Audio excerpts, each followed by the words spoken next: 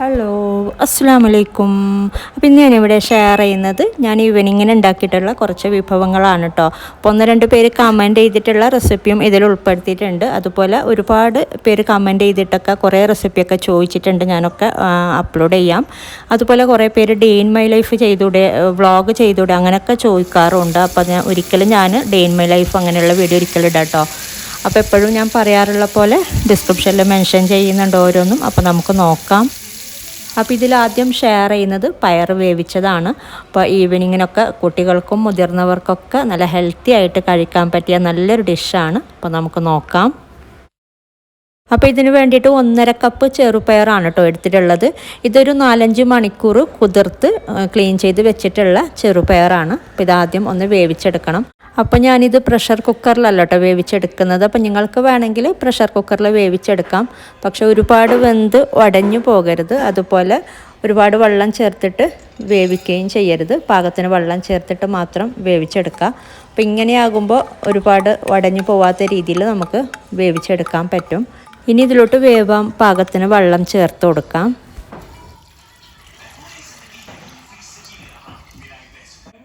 ഇനി ഇതിലോട്ട് പാകത്തിന് ഉപ്പും അതുപോലെ കുറച്ച് മഞ്ഞൾപ്പൊടിയും കൂടെ ചേർത്തിട്ട് ഒന്ന് വേവിച്ചെടുക്കാം. പിന്നെ ഇടയ്ക്കൊന്ന് ഇളക്കി കൊടുക്കണം. വെള്ളം പോരാ എന്ന് തോന്നുന്നുണ്ടെങ്കിൽ വെള്ളം ഒന്ന് ഇടയ്ക്ക് ചേർത്ത് കൊടുക്കാം.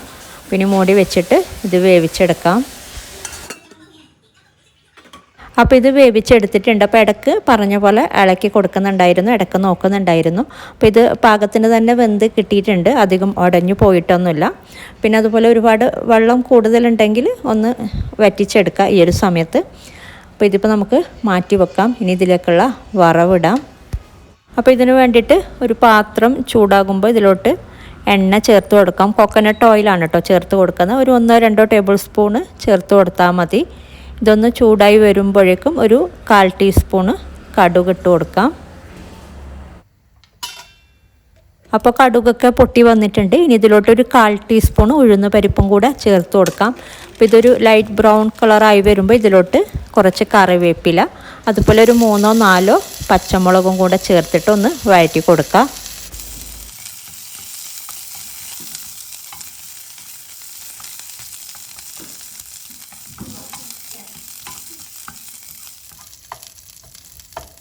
അപ്പോൾ ഇത് ഇത്രയും മതി.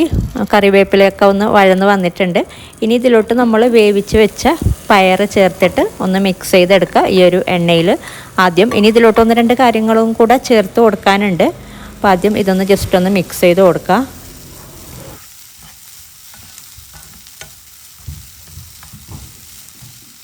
ഓക്കെ, അപ്പോൾ ഇത്രയും മതി. ഇനി ഇതിലോട്ട് നമുക്ക് ഉപ്പ് നോക്കിയിട്ട് ചേർത്ത് കൊടുക്കാം. അപ്പോൾ ആദ്യം വേവിക്കുമ്പോൾ ഉപ്പ് ചേർത്തിട്ടുണ്ട്. അപ്പോൾ പോരാ എന്നുണ്ടെങ്കിൽ ഉപ്പ് ചേർത്ത് കൊടുക്കാം. അതുപോലെ ഒരു 1-2 ടീസ്പൂണ് പഞ്ചസാരയും കൂടെ ചേർത്ത് കൊടുക്കുന്നുണ്ട്. പിന്നെ വേണ്ടത് ലെമൺ ഡ്രോപ്സ്. അപ്പോൾ ചെറിയ നാരങ്ങയൊക്കെ ആണെങ്കിൽ പകുതി എടുക്കാം. അപ്പോൾ വലിയ നാരങ്ങ ആയതുകൊണ്ട് ഞാൻ പകുതി എടുത്തിട്ടില്ല, അതിനേക്കാളും കുറച്ച് കുറവായിട്ട് ലെമൺ ഡ്രോപ്സും കൂടെ ചേർത്ത് കൊടുക്കുന്നുണ്ട്.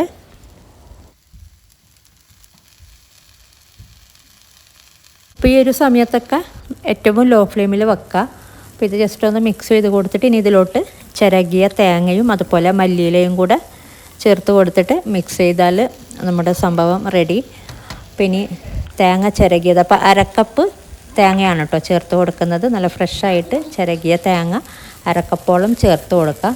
ഇതൊന്ന് മിക്സ് ചെയ്തിട്ട് നമുക്കിതിലോട്ട് മല്ലിയിലയും കൂടെ ചേർത്തിട്ട് ഫ്ലെയിം ഓഫ് ചെയ്യാം. പിന്നെ ഇതിലോട്ട് മല്ലിയില അരിഞ്ഞത് ചേർത്ത് കൊടുക്കാം. ഒരു 2-3 ടേബിൾ സ്പൂണ് മല്ലിയില അരിഞ്ഞതും കൂടെ ചേർത്തിട്ട് മിക്സ് ചെയ്ത് കൊടുക്കുക.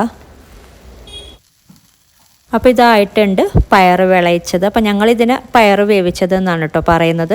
അപ്പോൾ ഇത് നമുക്കിനി ഫ്ലെയിം ഓഫ് ചെയ്യാം. അപ്പോൾ നല്ല ഹെൽത്തി ആയിട്ടുള്ളൊരു ഡിഷാണ്. അപ്പോൾ ഇങ്ങനെ ട്രൈ ചെയ്തിട്ടില്ലെങ്കിൽ ട്രൈ ചെയ്ത് നോക്കുക. ഇനി ഗുലാബ് ജാമുനും കൂടി ഉണ്ടാക്കിയെടുക്കുന്നുണ്ട് കേട്ടോ. അപ്പം നമ്മൾ നോർമലി റെഡിമെയ്ഡ് വാങ്ങുന്ന പാക്കറ്റ് തന്നെയാണ്, പക്ഷെ ഒരുപാട് പേർക്ക് കൺഫ്യൂഷൻ വരാറുണ്ട്, അതുകൊണ്ട് ഷെയർ ചെയ്യാമെന്ന് വിചാരിച്ചു. അപ്പോൾ ഇത് 170 ഗ്രാമിൻ്റെ പാക്കറ്റാണ്. അപ്പോൾ ഇതൊരു ബൗളിലോട്ട് ഇട്ട് കൊടുക്കാം ആദ്യം. ഇനി ഇതിലോട്ട് ചേർത്ത് കൊടുക്കുന്നത് 1/4 കപ്പ് ചെറിയ ചൂടുള്ള പാലാണ്. അപ്പോൾ നിങ്ങൾക്ക് വെള്ളം വേണമെങ്കിലും ചേർത്ത് കൊടുക്കാം കേട്ടോ പാലിന് പകരം. അപ്പോൾ ആദ്യം 1/4 കപ്പ് പാല് ചേർത്തിട്ട് ഒന്ന് മിക്സ് ചെയ്ത് നോക്കുക. എന്നിട്ട് പോരാ എന്നുണ്ടെങ്കിൽ ഞാൻ പറയാം കേട്ടോ പിന്നീട് എത്ര ചേർത്ത് കൊടുക്കേണ്ടി വരുന്നതെന്ന്. അപ്പോൾ ആദ്യം 1/4 കപ്പാണ് ചേർത്ത് കൊടുത്തത്. ഇനി ഇതിലോട്ടൊരു 1/2 ടീസ്പൂണ് നെയ്യ് ചേർത്ത് കൊടുക്കാം. പിന്നെ അതുപോലെ ഇതിലോട്ട് പാല് തികഞ്ഞിട്ടില്ല, അപ്പോൾ വീണ്ടും ഒരു 2 ടേബിൾ സ്പൂണോളം പാല് ചേർത്ത് കൊടുക്കുന്നുണ്ട്. അപ്പോൾ എന്നിട്ട് നന്നായിട്ട് കുഴച്ചെടുക്കുക. അപ്പോൾ ഇത് നന്നായി കുഴച്ചെടുത്തിട്ടുണ്ട്. ഇനി ഇത് ചെറിയ ബോൾസാക്കി എടുക്കുക. ഇതുപോലെ ബോൾസാക്കി വെക്കുക. അപ്പോൾ ഇത് നമുക്കിനി ഫ്രൈ ചെയ്തെടുക്കണം. അതിനു മുന്നേ ഇതിലേക്കുള്ള ഷുഗർ സിറപ്പ് ഒന്ന് റെഡിയാക്കാം. അപ്പോൾ ഷുഗർ സിറപ്പ് ഉണ്ടാക്കാൻ വേണ്ടിയിട്ട് ഞാൻ 2.5 കപ്പോളം പഞ്ചസാര ചേർത്ത് കൊടുക്കുന്നുണ്ട് ഈ ഒരു അളവിൽ. അപ്പോൾ 2.5 കപ്പ് പഞ്ചസാര ചേർത്ത് കൊടുക്കുമ്പോൾ സാധാരണ 2.5 കപ്പ് വെള്ളം തന്നെയാണ് ചേർത്ത് കൊടുക്കാറ്. പക്ഷേ ഞാൻ വെള്ളം 3 കപ്പ് അല്ലെങ്കിൽ ഒരു 3.5 കപ്പോളൊക്കെ വെള്ളം ചേർത്ത് കൊടുക്കാറുണ്ട് കേട്ടോ. അപ്പോൾ നിങ്ങൾക്ക് വേണമെങ്കിൽ 2.5 കപ്പ് തന്നെ വെള്ളം ചേർത്ത് കൊടുക്കാം, അല്ലെങ്കിൽ ഒരു 3 കപ്പോളൊക്കെ ചേർത്ത് കൊടുക്കുന്നത് കൊണ്ട് കുഴപ്പമില്ല. അപ്പോൾ ഇനി ഇത് നന്നായിട്ടൊന്ന് തിളപ്പിച്ചെടുത്താൽ മാത്രം മതി, അല്ലാതെ ഒരു നൂൽ പരുവം ആക്കിയെടുക്കണമെന്നൊന്നുമില്ല. ജസ്റ്റ് നന്നായി ഒന്ന് തിളപ്പിച്ചെടുക്കുക. അപ്പോൾ ഇടയ്ക്കൊന്ന് ഇളക്കി കൊടുക്കുക. ഈ ഒരു പഞ്ചസാരയൊക്കെ മെൽട്ടായിട്ട് നന്നായിട്ടൊന്ന് തിളപ്പിച്ചെടുക്കുക. പിന്നെ വേണമെങ്കിൽ 1-2 ഏലക്ക വേണമെങ്കിലും ചേർത്ത് കൊടുക്കാം ഇതിൻ്റെ കൂട്ടത്തിൽ.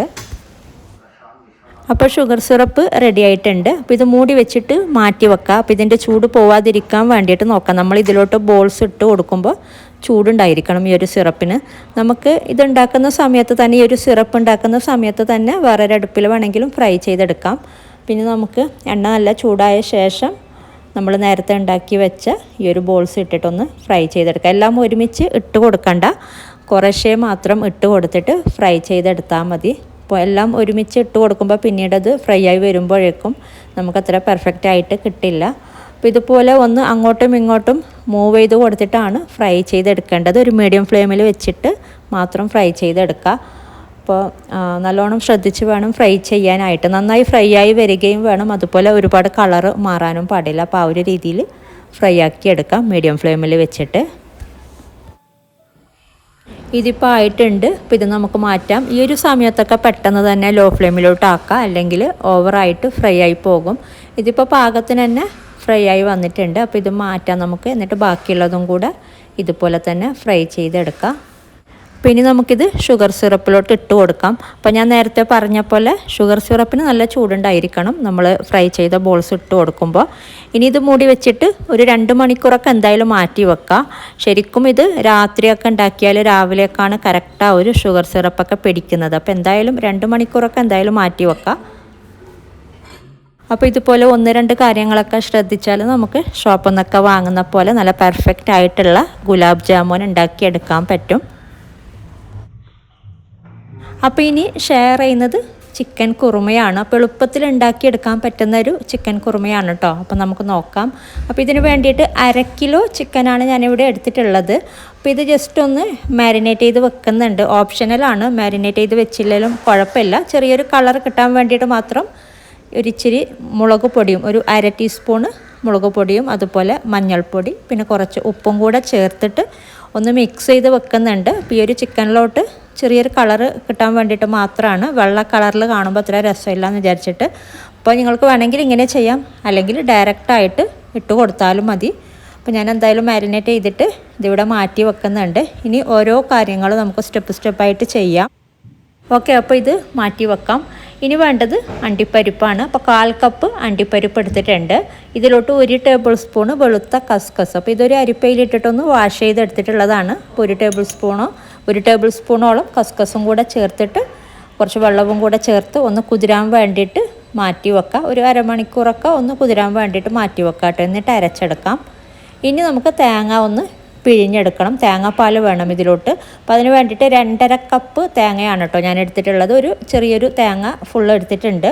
അപ്പോൾ ഇത് 1 കപ്പ് 1/4 പാലും, അതുപോലെ ബാക്കി ഒരു 1.5 കപ്പോളം 2/2 പാലും എടുത്ത് മാറ്റി വെക്കാം. അപ്പോൾ ഇനി നമുക്ക് കറി ഉണ്ടാക്കി തുടങ്ങാം. അപ്പോൾ അതിന് വേണ്ടിയിട്ട് ഒരു പാത്രം ചൂടാകുമ്പോൾ കുറച്ച് എണ്ണ ചേർത്ത് കൊടുക്കാം. ഇതൊന്ന് ചൂടായി വരുമ്പോഴേക്കും ഇതിലോട്ട് ഇഞ്ചി, വെളുത്തുള്ളി, സവാളയൊക്കെ ഒന്ന് വഴറ്റിയെടുക്കണം. അപ്പോൾ നല്ലോണം ചെറുതാക്കിയിട്ട് അരിഞ്ഞെടുക്കണമെന്നില്ല കേട്ടോ. നമ്മൾ പിന്നീട് ഇത് അരച്ചെടുക്കുന്നതാണ്. അപ്പോൾ അതുകൊണ്ട് കുറച്ച് വലുതാക്കിയിട്ട് അരിഞ്ഞെടുത്താലും കുഴപ്പമില്ല. അപ്പോൾ 2 ടീസ്പൂണ് അരിഞ്ഞെടുത്ത ഇഞ്ചി ചേർത്ത് കൊടുക്കുന്നുണ്ട്. അതുപോലെ ഒരു 2 ടീസ്പൂണോളം വെളുത്തുള്ളിയും കൂടെ ചേർത്ത് കൊടുത്തിട്ടുണ്ട്. പിന്നെ ഒരു 3-4 പച്ചമുളക്, പിന്നെ ഒരു മീഡിയം സൈസിലുള്ള 2 സവാള, ഇത്രയും കൂടെ ചേർത്തിട്ട് ഒന്ന് ആദ്യം വഴറ്റി കൊടുക്കുക.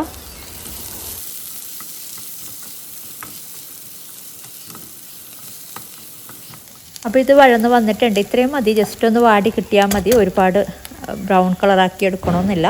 അപ്പോൾ ഇനി ഇതിലോട്ട് ചേർത്ത് കൊടുക്കുന്നത് ഒരു ലോ ഫ്ലെയിമിലോട്ട് ആക്കി വെക്കുക. എന്നിട്ട് 1 ടീസ്പൂണ് മല്ലിപ്പൊടി, അതുപോലെ ഒരു 1/2 ടീസ്പൂണ് മഞ്ഞൾപ്പൊടിയും കൂടെ ചേർത്തിട്ട് ചെറുതായിട്ടൊന്ന് വഴറ്റി കൊടുത്തിട്ട് നമുക്ക് ഫ്ലെയിം ഓഫ് ചെയ്യാം. ഓക്കെ, അപ്പോൾ ഇത്രയും മതി. പിന്നെ നമുക്ക് ഫ്ലെയിം ഓഫ് ചെയ്തിട്ട് ഇത് ചൂടാറാൻ വേണ്ടിയിട്ട് മാറ്റി വെക്കാം. ചൂടാറി കഴിയുമ്പോൾ ഒരു ബ്ലെൻഡറിലോട്ട് ആക്കിയിട്ട് അരച്ചെടുക്കാം. ഇപ്പോൾ ഇത് നല്ലോണം ചൂടാറിയിട്ടുണ്ട്. അപ്പോൾ നമുക്കിനി അരച്ചെടുക്കാം. അപ്പോൾ ഒരിക്കലും ചൂടോടെ ബ്ലെൻഡറിലോട്ട് ഇട്ടിട്ട് അരച്ചെടുക്കരുത്. അതിൻ്റെ മൂടി ഓപ്പണായിട്ടൊക്കെ പുറത്ത് വരും. അപ്പോൾ വെള്ളമൊന്നും ചേർക്കാതെ തന്നെ അരച്ചെടുക്കാം കേട്ടോ. നന്നായിട്ട് ഒട്ടും തരിയൊന്നും ഇല്ലാതെ തന്നെ അരച്ചെടുക്കാം.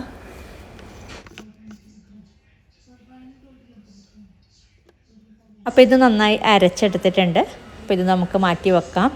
ഇനി അണ്ടിപ്പരിപ്പും കൂടെ അരച്ചെടുക്കാം. നേരത്തെ കുതിർത്ത് വെച്ചിട്ടുണ്ടായിരുന്ന അണ്ടിപ്പരിപ്പും വെളുത്ത കസ്കസും രണ്ടും കൂടെ ഒരുമിച്ച് നന്നായിട്ട് അരച്ചെടുത്തിട്ട് ഇതും നമുക്ക് മാറ്റി വെക്കാം. അപ്പോൾ കുതിർത്ത് വെക്കുമ്പോൾ പെട്ടെന്ന് തന്നെ അരഞ്ഞ് കിട്ടും. ചൂടുവെള്ളത്തിൽ കുതിർത്ത് വെക്കുകയാണെങ്കിൽ ഏറ്റവും നല്ലത് കേട്ടോ. അപ്പോൾ ഇത് നന്നായി അരച്ചെടുത്തിട്ടുണ്ട്. അപ്പോൾ ഇത് നമുക്ക് മാറ്റി വെക്കാം. ഏറ്റവും അവസാനമാണ് നമ്മൾ ഈ ഒരു കശുവണ്ടി അരച്ചതൊക്കെ ചേർത്ത് കൊടുക്കുന്നത്. അപ്പോൾ ഇനി കറി ഉണ്ടാക്കാനായിട്ട് ഒരു പാത്രം ചൂടാകുമ്പോൾ കുറച്ച് എണ്ണ ചേർത്ത് കൊടുക്കാം. 1 ടേബിൾ സ്പൂണൊക്കെ മതിയാകും. ഇതൊന്ന് ചൂടായി വരുമ്പോഴേക്കും ഇതിലോട്ട് ഒരു ചെറിയ കഷ്ണം പട്ട, അതുപോലെ ഒരു 2 ഏലക്ക, പിന്നെ ഒരു 2 ഗ്രാമ്പു. അപ്പോൾ ഇതൊന്ന് റോസ്റ്റായി വരുമ്പോഴേക്കും ചെറുതായിട്ടൊന്ന് കളറ് മാറി തുടങ്ങുമ്പോൾ നമുക്ക് സവാള അരച്ച ഈ ഒരു മിക്സ്, ആദ്യം നമ്മൾ അരച്ച് വെച്ചില്ലേ, അപ്പോൾ ഈ ഒരു മിക്സ് ചേർത്ത് കൊടുക്കാം. സവാള വഴറ്റിയ മിക്സ്. അപ്പോൾ ഇതൊന്ന് ചെറുതായിട്ടൊന്ന് ഈ ഒരു എണ്ണയിലൊന്ന് ചെറുതായിട്ടൊന്ന് വഴറ്റി കൊടുത്തിട്ട് ഇതിലോട്ട് ചിക്കൻ ചേർത്തിട്ടൊന്ന് മിക്സ് ചെയ്തെടുക്കാം.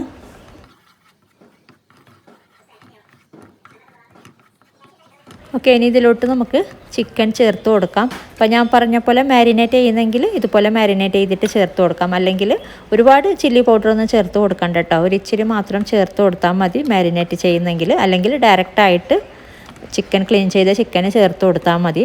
അപ്പോൾ ഇതാദ്യം ഒന്ന് ഈ ഒരു മസാലയിലൊന്ന് മിക്സ് ചെയ്ത് കൊടുക്കാം. എന്നിട്ട് നമുക്ക് വെള്ളം ചേർത്ത് കൊടുക്കാം. അപ്പോൾ നമ്മൾ അരച്ച ഒരു ബ്ലെൻഡറിലോട്ട് തന്നെ വെള്ളം ചേർത്തിട്ട് ഒന്ന് മിക്സ് ചെയ്തിട്ട് ചേർത്ത് കൊടുക്കുന്നുണ്ട്. കുറച്ച് വെള്ളം ചേർത്ത് കൊടുക്കുക. പിന്നെ 2ാം പാലും കൂടെ ചേർത്തിട്ട് ഈ ഒരു ചിക്കൻ ഒന്ന് വേവിച്ചെടുക്കാം.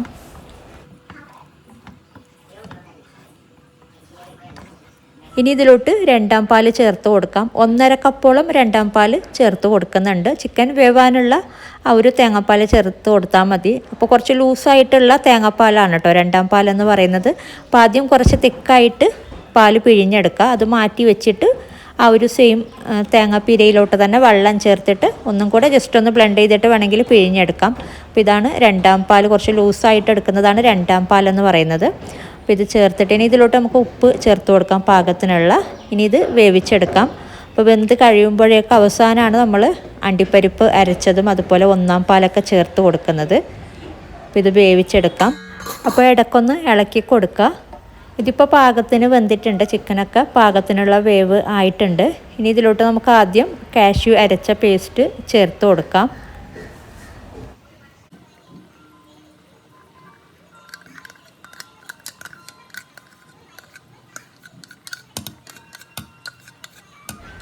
ഈ ഒരു അരച്ച ബ്ലെൻഡറിലോട്ട് ഒരു ഇച്ചിരി വെള്ളം ചേർത്ത് കൊടുക്കും. ഒരു 2 ടേബിൾ സ്പൂണോളം ബ്ലെൻഡറിലോട്ട് വെള്ളം ചേർത്ത് കൊടുത്തിട്ടുണ്ട്. ഇനി ഇത് നന്നായി മിക്സ് ചെയ്തിട്ട് നന്നായിട്ടൊന്ന് തിളപ്പിച്ചെടുക്കുക. നന്നായി തിളച്ച് വരുമ്പോഴാണ് 1ാം പാല് ചേർത്ത് കൊടുക്കുന്നത്. അപ്പോൾ ഒരു ഇച്ചിരി കുരുമുളക് പൊടി ചേർത്ത് കൊടുക്കുന്നുണ്ട്. ഒരു 1/4 ടീസ്പൂൺ അല്ലെങ്കിൽ ഒരു 1/2 ടീസ്പൂണ്.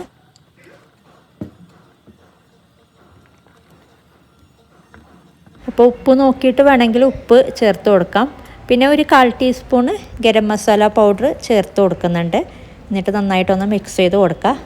അപ്പോൾ തിള വരുമ്പോൾ നന്നായി തിളക്കുമ്പോൾ നമുക്ക് 1ാം പാല് ചേർത്ത് കൊടുക്കാം. 1ാം പാല് ചേർത്തിട്ട് പിന്നെ അധികം അങ്ങനെ തിളപ്പിച്ചെടുക്കാണ്ട് ജസ്റ്റ് ചെറുതായിട്ടൊന്ന് തിള വരുമ്പോൾ ഫ്ലെയിം ഓഫ് ചെയ്യാം. ഇനി 1ാം പാല് ചേർത്ത് കൊടുത്തിട്ട് നന്നായി മിക്സ് ചെയ്തിട്ട് ചെറുതായിട്ടൊന്ന് തിളപ്പിച്ചെടുക്കാം. പിന്നെ അതുപോലെ കുറച്ച് മല്ലിയില അരിഞ്ഞതും കൂടെ ചേർത്ത് കൊടുക്കാം. അപ്പോൾ എല്ലാ കാര്യങ്ങളുമായി ഇനി ഇത് ചെറുതായിട്ടൊന്ന് ഒട്ടും തിള വരാതെ ഓഫ് ചെയ്യാണ്ട് കേട്ടോ. ജസ്റ്റ് ഒന്ന് തിള വരുമ്പോൾ നമുക്ക് ഫ്ലെയിം ഓഫ് ചെയ്യാം. അങ്ങനെ ഞാൻ ഒട്ടും തിളപ്പിക്കാതെ വെക്കാറില്ല 1ാം പാല് ചേർത്തിട്ട്. കുറച്ചൊന്ന് ഒരുപാട് അങ്ങനെ തിളപ്പിച്ചെടുക്കാറുമില്ല. അപ്പോൾ ചെറുതായിട്ടൊന്ന് തിള വരുമ്പോൾ നമുക്ക് ഫ്ലെയിം ഓഫ് ചെയ്ത് കൊടുത്താൽ മതി. അപ്പോൾ ഇതായിട്ടുണ്ട്, ചെറിയ തിളക്കം വന്നിട്ടുണ്ട്. പിന്നെ നമുക്ക് ഫ്ലെയിം ഓഫ് ചെയ്തിട്ട് മാറ്റി വെക്കാം. അപ്പം നല്ല അടിപൊളിയായിട്ടുള്ള ചിക്കൻ കുറുമയാണ്. നല്ല ടേസ്റ്റ് ഉണ്ട് കേട്ടോ ഇങ്ങനെ ചെയ്തെടുക്കുമ്പോൾ. അപ്പോൾ ഒരുപാട് പണിയൊന്നുമില്ല, നമ്മൾ കുറച്ചൊന്ന് സ്റ്റെപ്പായിട്ട് ചെയ്യുമ്പോൾ നമുക്ക് പെട്ടെന്ന് തന്നെ ചെയ്തെടുക്കാൻ പറ്റുന്നുണ്ട്. അപ്പോൾ ഇത് നമുക്ക് മാറ്റി വെക്കാം. ഇനി ഗീ റൈസും കൂടി ഉണ്ടാക്കിയെടുക്കാം. അപ്പോൾ അതിന് വേണ്ടിയിട്ട് ഒരു പാത്രം ചൂടാകുമ്പോൾ കുറച്ച് നെയ്യ് ചേർത്ത് കൊടുക്കാം. അപ്പോൾ ഇതിൻ്റെ ഒപ്പം തന്നെ വേണമെങ്കിൽ ഒരു ഇച്ചിരി സൺഫ്ലവർ ഓയിൽ വേണമെങ്കിൽ ചേർത്ത് കൊടുക്കാം, അല്ലെങ്കിൽ നെയ്യ് മാത്രമായിട്ട് വേണമെങ്കിൽ അങ്ങനെയും ചേർത്ത് കൊടുക്കാം കേട്ടോ. ഒരു 2-3 ടേബിൾ സ്പൂണൊക്കെ നെയ്യ് ചേർത്ത് കൊടുത്താൽ മതി. ഇത് ചൂടായി വരുമ്പോഴേക്കും ഇതിലോട്ട് കുറച്ച് സവാള ചേർത്ത് കൊടുക്കാം. ഒരു 1-2 ടേബിൾ സ്പൂണൊക്കെ ചെറുതായിട്ട് അരിഞ്ഞ് വെച്ച സവാള ചേർത്തിട്ടൊന്ന് റോസ്റ്റ് ചെയ്തെടുക്കുക. അപ്പോൾ ഇതിൻ്റെ കൂട്ടത്തിൽ തന്നെ ഞാൻ കുറച്ച് കറിവേപ്പിലയും കൂടെ ചേർത്ത് കൊടുത്തിട്ടുണ്ട്. പിന്നെ നിങ്ങൾക്ക് വേണമെങ്കിൽ ഒരു 2 ഗ്രാമ്പൂ, 2 ഏലക്ക, ഒരു ചെറിയ കഷ്ണം പട്ട അങ്ങനെയൊക്കെ ചേർത്ത് കൊടുക്കാം. പക്ഷെ ഞാനതൊന്നും അങ്ങനെ ചേർത്ത് കൊടുക്കാറില്ല, കൂടുതലും വേണമെങ്കിൽ ചേർത്ത് കൊടുക്കാം ഈ ഒരു സമയത്ത് തന്നെ. ഇനി ഇതിലോട്ട് ചേർത്ത് കൊടുക്കുന്നത് ആദ്യം ഞാൻ അരിയാണ് ചേർത്ത് കൊടുക്കാറുള്ളത്. അപ്പോൾ അരി ഒന്ന് ആദ്യം ക്ലീൻ ചെയ്തിട്ട് അതിൻ്റെ വെള്ളമൊക്കെ വാർന്നെടുത്തിട്ട് മാറ്റി വെക്കണം ഇതുപോലുള്ള ഒരു സ്ട്രെയിനറിലിട്ടിട്ട്.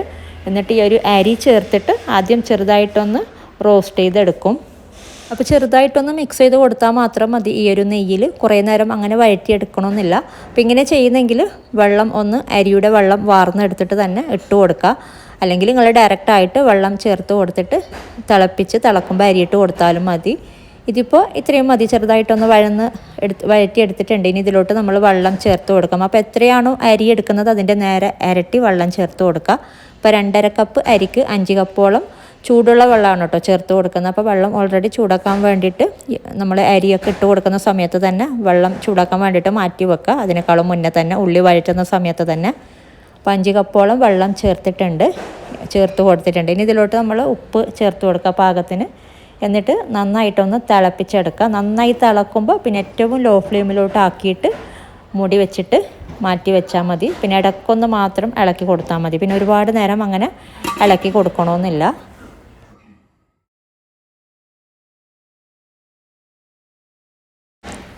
ഇപ്പോൾ ഇത് പാകത്തിന് വെന്തിട്ടുണ്ട്. അപ്പോൾ ഞാൻ ഇടയ്ക്കൊന്ന് ഇളക്കി കൊടുത്തിട്ടുണ്ടായിരുന്നു.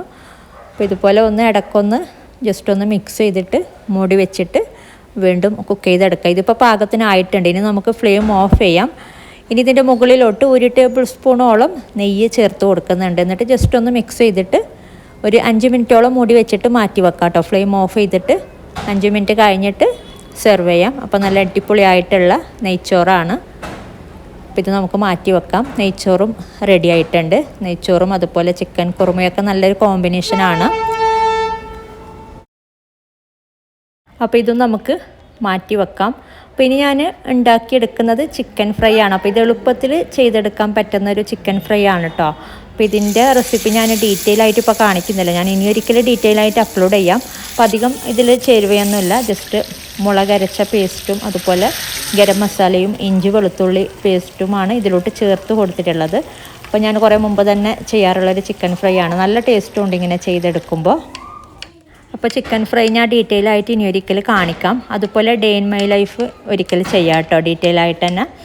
അപ്പോൾ ഇന്നത്തെ വീഡിയോ ഇഷ്ടപ്പെട്ടാൽ ലൈക്ക് ചെയ്യുക, കമൻറ്റ് ചെയ്യുക. അതുപോലെ നിങ്ങൾ എൻ്റെ ചാനൽ ഇതുവരെ സബ്സ്ക്രൈബ് ചെയ്തിട്ടില്ലെങ്കിലൊന്ന് സബ്സ്ക്രൈബ് ചെയ്യുക. അപ്പോൾ ഇതുപോലെ നല്ല റെസിപ്പിയുമായിട്ട് മറ്റൊരു വീഡിയോയിൽ കാണാം. Thank you.